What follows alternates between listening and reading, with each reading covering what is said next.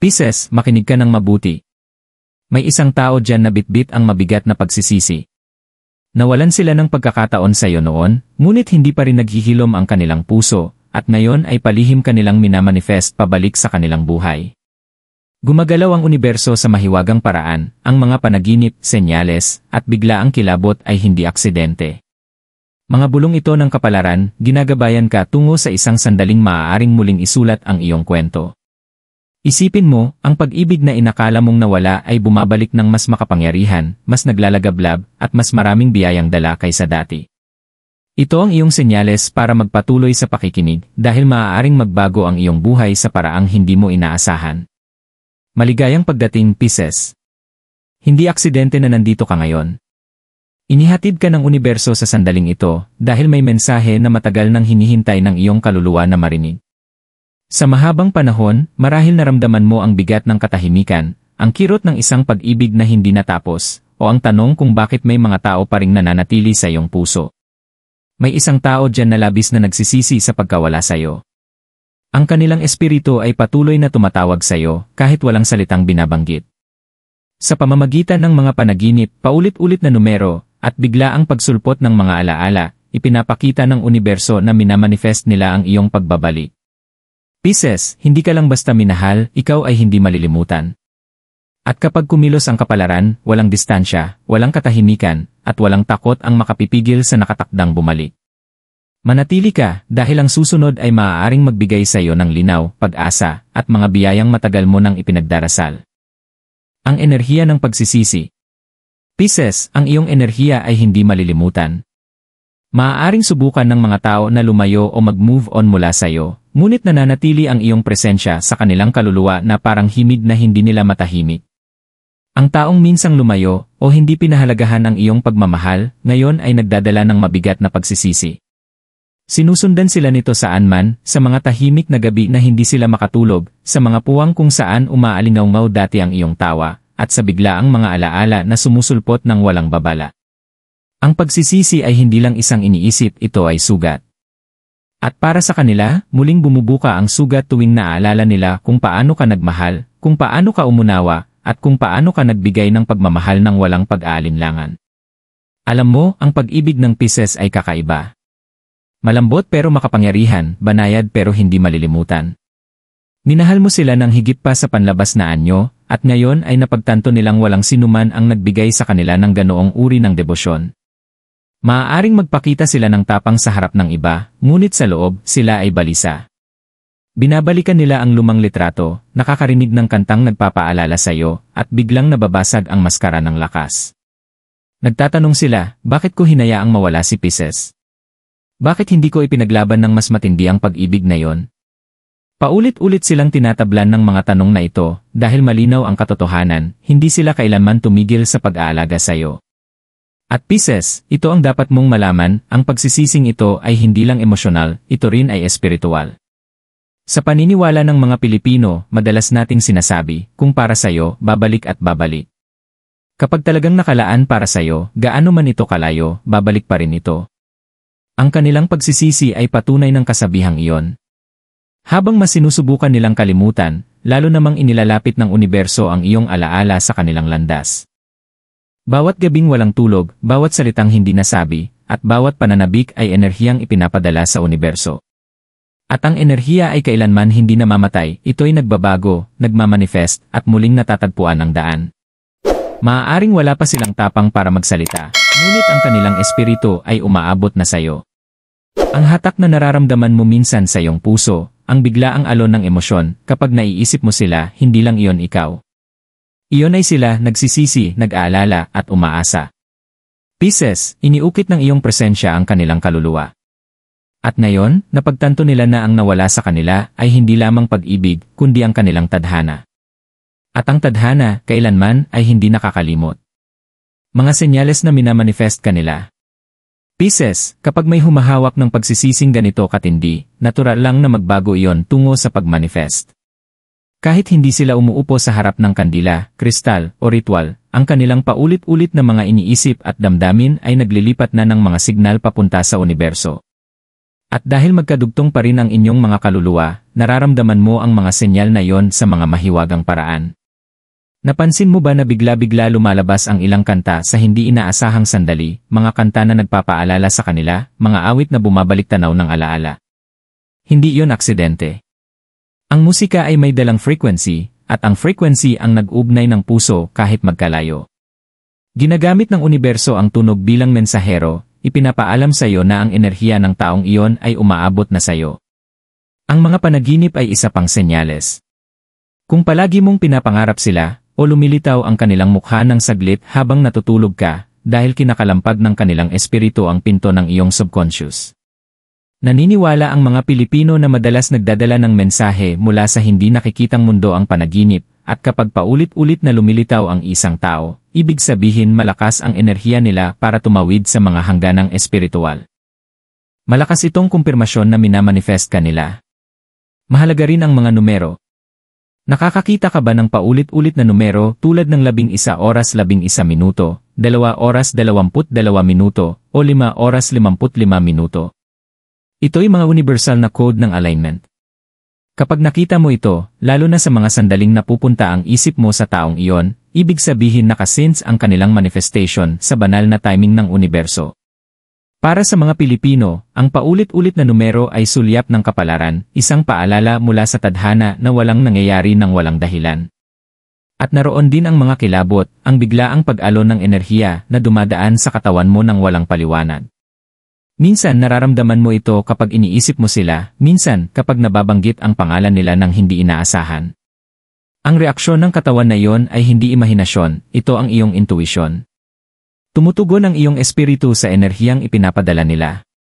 Mapapansin mo rin na bigla-bigla lumilitaw ang pangalan nila sa hindi pangkaraniwang lugar. May kaibigan na biglang nabanggit sila, may nakakita kang taong may parehong pangalan, o biglang sumulpot ang isang alaala mula sa nakaraan. Ito ang mga synchronicity, ang paraan ng universo sa pagbulong, muling malapit ang enerhiya nila sa iyo. Kahit ang katahimikan ay senyales din ang kanilang kawalan, ang kanilang distansya, nagmumukhang mabigat dahil balisa ang kanilang kaluluwa. At kapag balisa ang isang kaluluwa, nagpapalabas ito ng mga alon na kalaunan ay aabot sa ninanasan nito. Pisces, kung nakararanas ka ng mga hindi inaasahang alon ng damdamin, iyon ay dahil hinahaplos ka na ng kanilang manifestation. Simple lang ang katotohanan, ang kanilang pagsisisi ay naging panalangin, at ang panalangin ay naging enerhiya. At ang enerhiyang iyon ay muling hinahanap ang daan pabalik sa iyo. Nag-aalin ang universo para sa Pisces. Pisces, may kakaibang paraan ang universo para ihanay ang mga pangyayari kapag pag-ibig, kapalaran, at mga kwentong hindi natapos ang nakataya. Nakataya. Maaaring hindi mo pa ito lubos na nakikita ngayon, ngunit ang mga puwersang higit sa pisikal na mundo ay kumikilos na pabor sa iyo.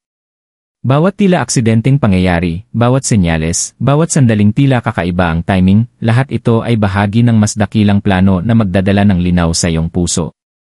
Tumutugon ang universo sa enerhiya, at ang enerhiya mo ay makapangyarihan. Ang Pisces ay likas na intuitive, malalim ang espiritu, at sensitibo sa mga galaw ng hindi nakikita. Ibig sabihin, mas konektado ka sa banal na timing kaysa karamihan. Kapag may isang taong minamanifest ka ng ganito katindi, nakikinig ang universo. Sinisimulan nitong ayusin ang mga pagkakataon, inilalapit ang mga tao sa iyong landas, at binubuksan ang mga pintong akala mo'y tuluyan ng nagsara. Isipin mo ang biglaang ulan sa isang maaraw na araw. Sa paniniwalang Pilipino, ito ay tanda ng biyaya, paalala na kahit sa hindi inaasahang sandali, dumarating ang grasya. Ganoon din kapag biglang kumikislap ang kandila, kahit walang hangin, o kapag may paru-parong tumawid sa iyong daraanan, ito ay mga palatandaan ng presensyang espiritual. Ang maliliit ngunit makapangyarihang pangyayaring ito ay paraan ng universo upang ipaalala, Pisces, hindi ka nag-iisa.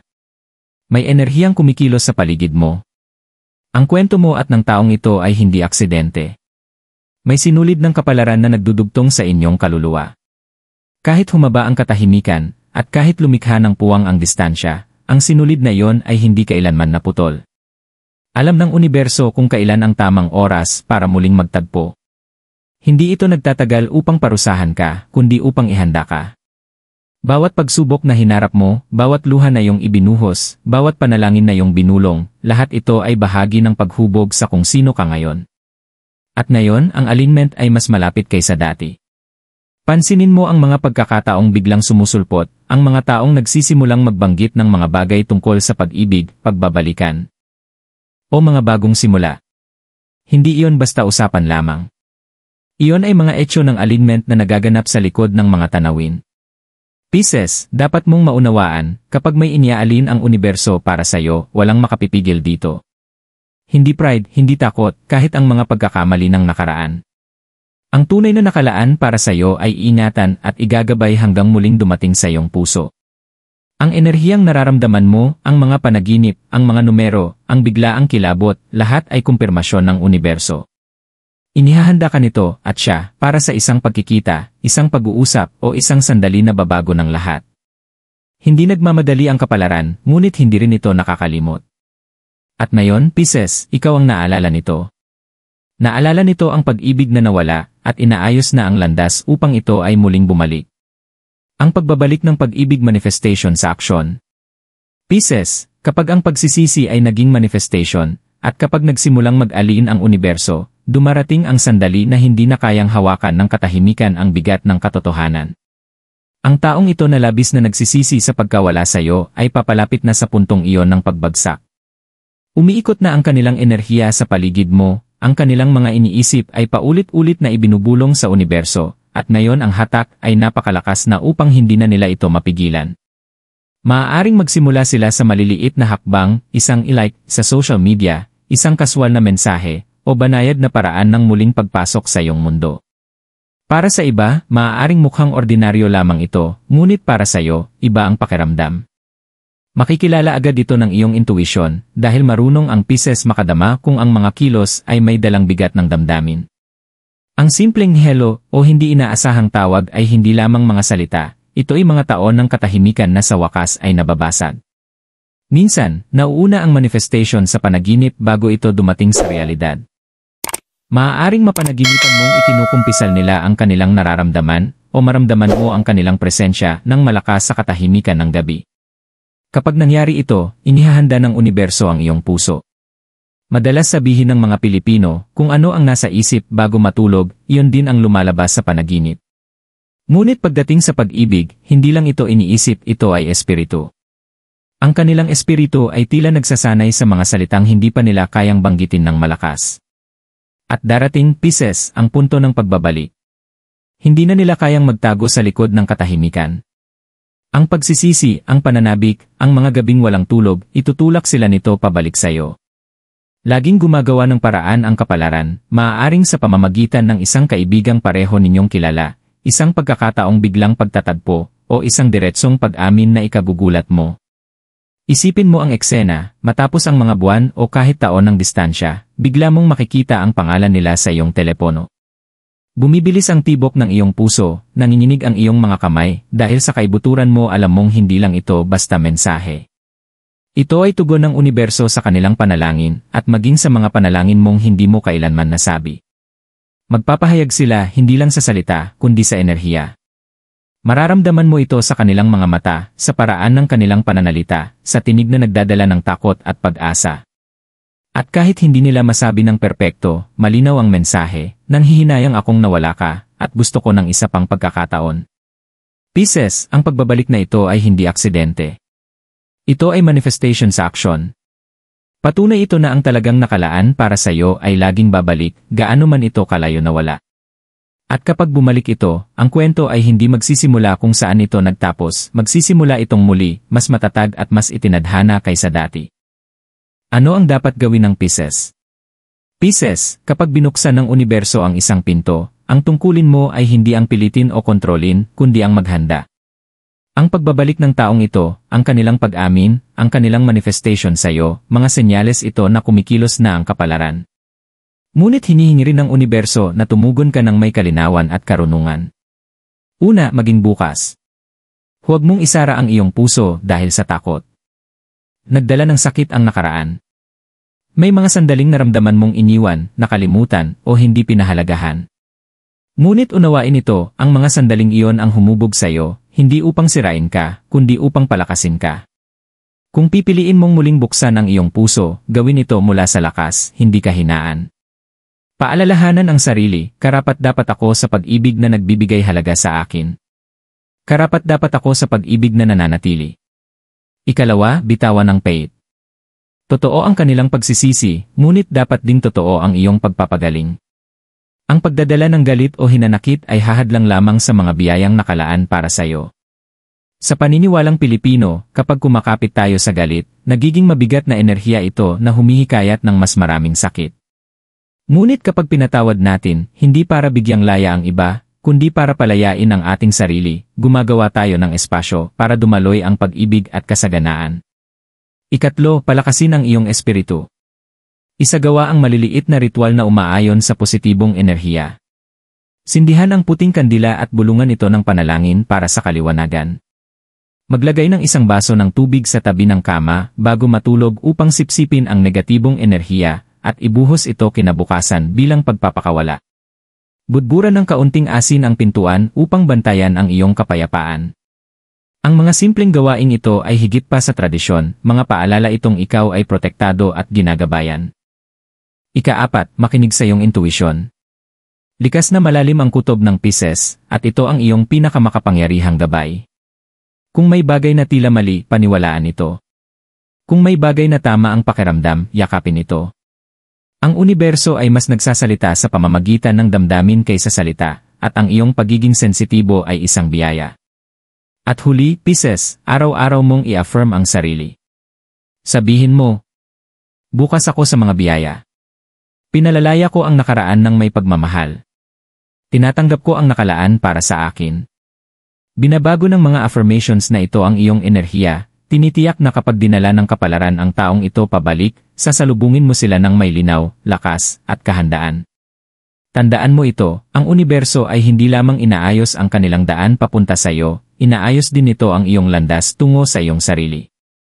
Bago dumating ang pag-ibig, dapat manguna ang pagmamahal sa sarili. Kapag iginalang mo ang sarili mo, ang maaakit mo lamang ay yaong tugma sa iyong tunay na halaga.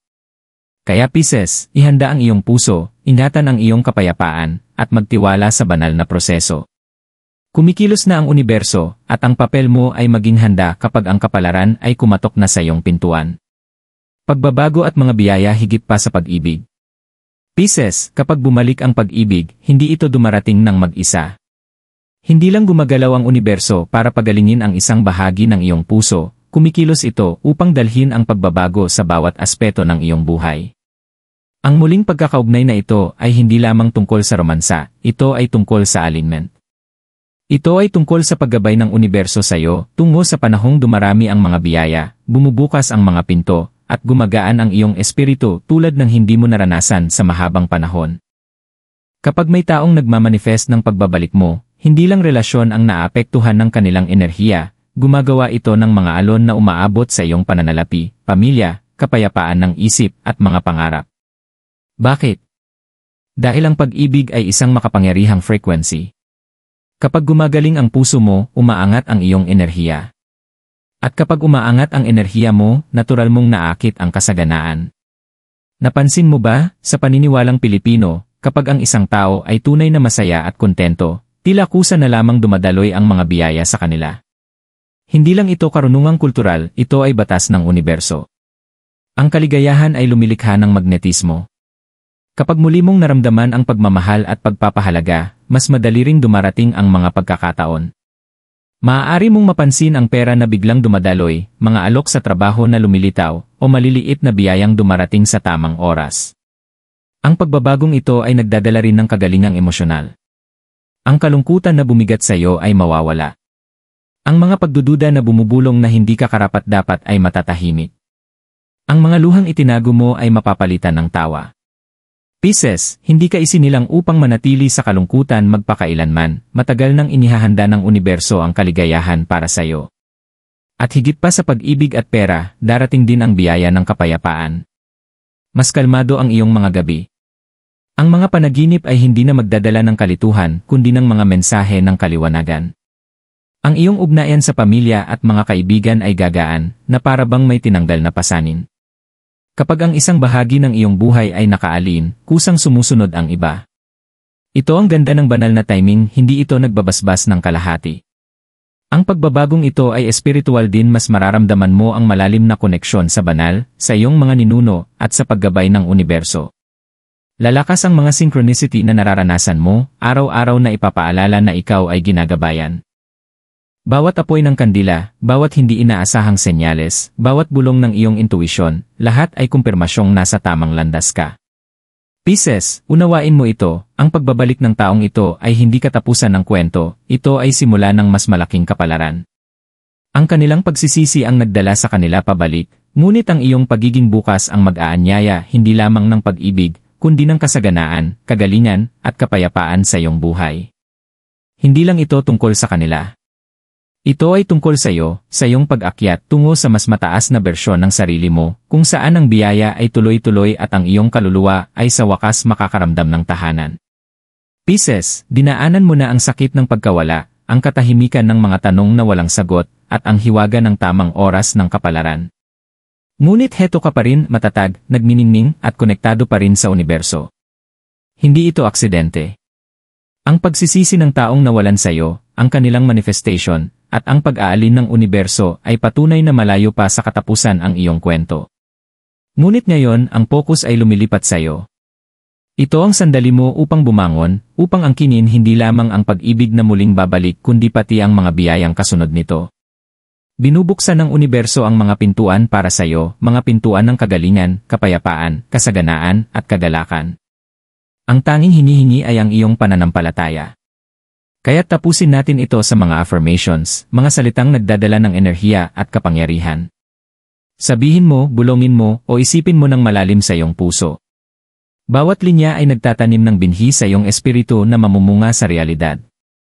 Handa ako sa pag-ibig na nagbibigay halaga sa akin. Pinalalaya ko ang sakit ng nakaraan at tinatanggap ang mga biyaya ng hinaharap. Ang nakalaan para sa akin ay laging babalik. Karapat-dapat ako sa kapayapaan, kasaganaan, at kaligayahan. Ginagabayan ako ng universo at nagtitiwala ako sa proseso. Pinapatawad ko, pinalalaya ko, at binubuksan ko ang aking puso sa mga bagong simula. Dumarating sa akin ang pag-ibig, dumarating sa akin ang pera, dumarating sa akin ang mga biyaya. Hindi ako kailanman nakakalimutan, hindi ako iniiwan, lagi akong naaalala ng kapalaran.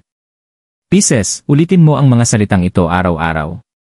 Sa paniniwalang Pilipino, alam natin na may kapangyarihan ang dila, ang ating binibigkas ang siyang humuhubog sa ating tinatanggap. Sa pagdeklara ng mga affirmations na ito, inaayon mo ang sarili mo sa agos ng mga biyayang papalapit na. Tandaan, hindi lamang pag-ibig ang minamanifest mo, kundi isang buhay na puno ng pagkakaisa. Ang pagbabalik ng taong ito ay isang bahagi lamang ng mas malaking pagbabago. Handa na ang iyong espiritu, bukas ang iyong enerhiya, at naghihintay na ang iyong kapalaran. Kaya huminga ng malalim, magtiwala, at panatilihing matatag ang puso. Hindi pa tapos ang universo sa iyo. Sa katunayan, ang pinakamagagandang kabanata ng iyong kwento ay ngayon pa lamang magsisimula.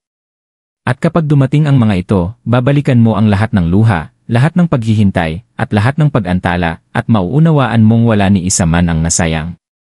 Lahat ay paghahanda para sa mga biyayang tatanggapin mo na. Pisces, ikaw ay bihira, hindi malilimutan, at banal na ginagabayan. At ngayon, gumagalaw ang universo upang ipaalala sa iyo ang katotohanang iyan. Sabihin mo muli, handa ako. Bukas ako. Pinagpala ako. At gayon nga.